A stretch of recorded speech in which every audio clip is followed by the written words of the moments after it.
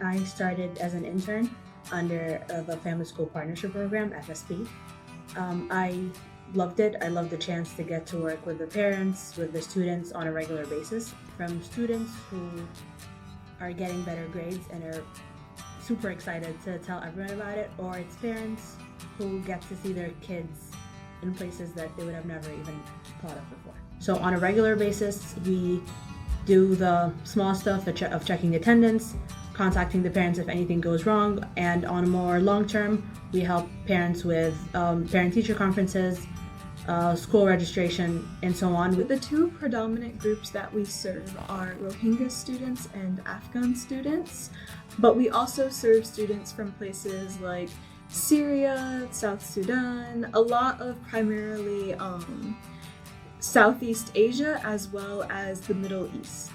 Now we can see that in math, they've gone from the 11th percentile to the 47th percentile, whereas for reading, we see an even starker contrast, starting at the very, very 5th percentile and now being in that 36th percentile. And we have so many students who start lower than this and are currently higher than this. FORA's mission is to provide high-intensity, high-impact, individualized learning materials to refugee youth ages kindergarten through high school, particularly in foundational literacy and mathematics.